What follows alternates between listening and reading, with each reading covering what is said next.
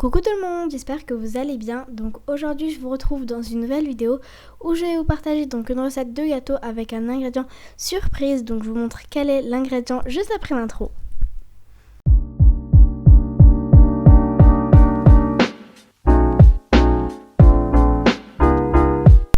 Donc l'ingrédient surprise est la mayonnaise.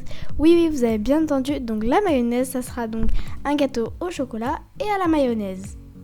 Donc au niveau des ingrédients, donc j'ai séparé en deux catégories. Vous allez avoir donc les ingrédients secs là et vous allez avoir les ingrédients qui ne sont pas secs, donc liquides à droite. Donc je vais commencer par les ingrédients secs. Vous allez avoir besoin donc de farine à rajouter petit à petit, d'un petit verre de sucre en poudre, d'un petit verre de cacao non sucré, d'un sachet de sucre vanillé et de 2 cuillères à café de levure chimique. Et on va passer maintenant aux ingrédients qui ne sont pas secs, donc liquides. Vous allez avoir besoin de café, donc un petit verre. Moi, je vais vous montrer le mien, enfin ce que j'ai mis. Donc c'est celui-ci, donc c'est du Nescafé et en gros c'est de la poudre. Donc je vais l'ouvrir pour vous montrer. C'est de la poudre comme ceci, je vais mettre le flash pour que vous voyez mieux. Du coup j'en ai mis une cuillère à café que j'ai mélangé donc avec un petit peu d'eau tiède et ça a fait le café. Et du coup vous allez également avoir besoin donc de 2 œufs. Et vous allez avoir besoin donc bien évidemment donc de mayonnaise. Ici j'ai mis donc 2 cuillères à soupe de mayonnaise. Et vous allez également avoir besoin donc de 2 saladiers. Donc le premier saladier avec un fouet pour pouvoir mélanger donc tous les ingrédients qui ne sont pas secs, donc liquides. Et le deuxième saladier avec une maryse pour pouvoir mélanger tous les ingrédients secs.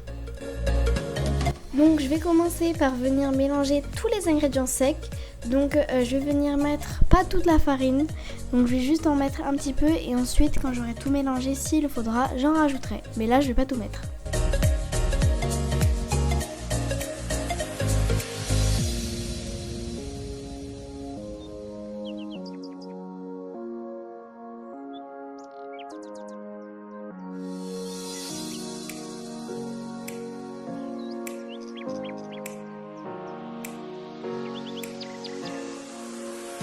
Et ensuite je viens tout mélanger.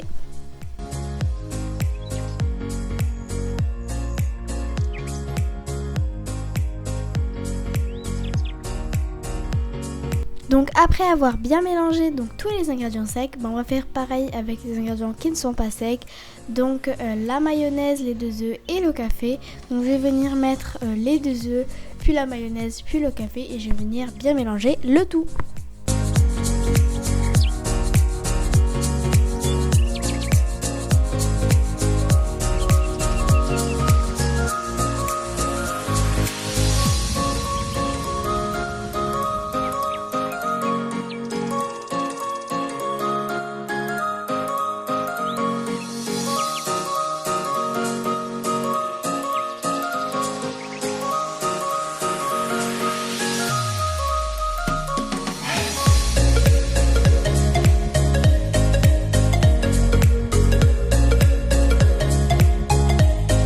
Après avoir bien mélangé les 2 œufs, le café et la mayonnaise, vous obtenez donc une petite crème toute liquide. Et maintenant ce que vous allez pouvoir faire, c'est rajouter le mélange de tous les ingrédients secs.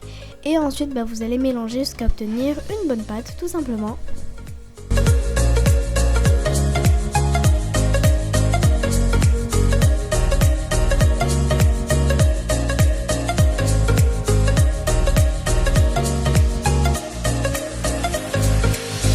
Donc après avoir bien mélangé, vous obtenez une bonne pâte que vous allez pouvoir verser dans un moule préalablement beurré et fariné ou alors dans un moule avec du papier cuisson.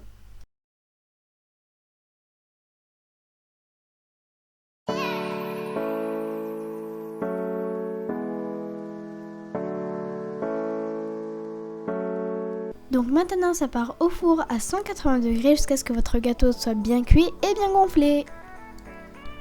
Donc pendant que notre gâteau est en train de cuire, vous allez prendre un saladier où vous allez mettre de l'eau bouillante et vous allez prendre un autre petit bol où vous allez mettre donc dans le saladier avec l'eau bouillante et vous allez faire fondre votre chocolat noir au bain-marie. Donc vous allez mettre dans le petit bol qui sera dans le saladier et vous allez laisser fondre. Ensuite vous allez verser ce chocolat fondu sur le gâteau, vous allez mettre le gâteau au frais, puis vous allez prendre le chocolat blanc que vous allez également faire fondre. Vous allez mettre ça donc dans un petit sac de congélateur et vous allez découper et vous allez faire des petits dessins au-dessus quand le chocolat noir sera un petit peu plus froid.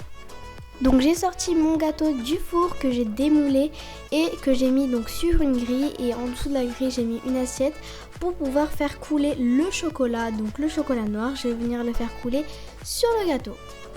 Donc après avoir fait couler le chocolat noir sur le gâteau, je vais mettre ça donc au frais le temps que le chocolat refroidisse un petit peu, et je vais venir faire fondre le chocolat blanc pour pouvoir le mettre au-dessus comme je vous ai expliqué tout à l'heure. Donc j'ai ressorti mon gâteau du frigo et j'ai fait fondre donc mon chocolat blanc que j'ai mis dans un sac de congélation. Je vais couper le bout du sac de congélation avec une paire de ciseaux et je vais venir faire des traits donc en largeur sur mon gâteau.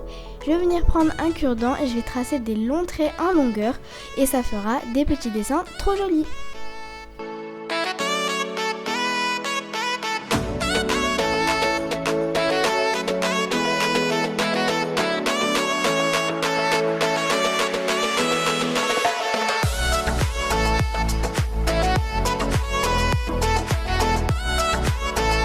Donc voilà le résultat de mon gâteau. Donc voilà tout le monde, c'est la fin de cette vidéo, j'espère qu'elle vous aura plu. Si elle vous a plu, n'hésitez pas à liker et à vous abonner sans appuyer la cloche pour ne rater aucune de mes vidéos. À la prochaine!